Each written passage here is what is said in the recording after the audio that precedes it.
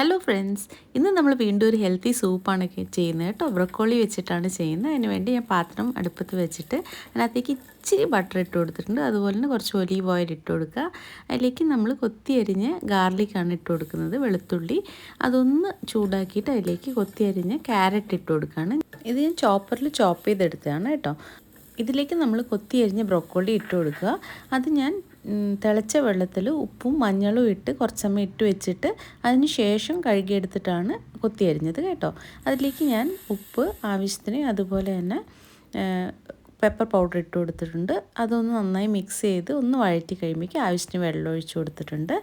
അതിന് അടച്ചു വെച്ച് തിളപ്പിച്ചു. ഇത് നന്നായി വന്നിട്ടുണ്ട്. ആ സമയത്ത് നമ്മൾ കുറച്ച് കോൺഫ്ലോർ വെള്ളത്തിൽ കലക്കിയിട്ട് ഒന്ന് ആഡ് ചെയ്ത് കൊടുക്കുക. സൂപ്പിന് ഒരു തിക്നെസ് കിട്ടാൻ വേണ്ടിയിട്ടാണ് ഇങ്ങനെ ചെയ്യുന്നത്. പക്ഷേ ഞാൻ ഇച്ചിരി ആഡ് ചെയ്തിട്ടുള്ളൂ. നിങ്ങൾക്ക് ഇനിയും തിക്ക് സൂപ്പ് ഇഷ്ടമാണെങ്കിൽ കുറച്ചും കൂടി ക്വാണ്ടിറ്റി കൂട്ടിയെടുക്കുക. ഓക്കെ, ഞാനിപ്പോൾ ഇവിടെ ഒരു 1/2 സ്പൂൺ ആഡ് ചെയ്തിട്ടുള്ളൂ. അപ്പം നമ്മുടെ ചൂട് സൂപ്പ് റെഡിയാണ്.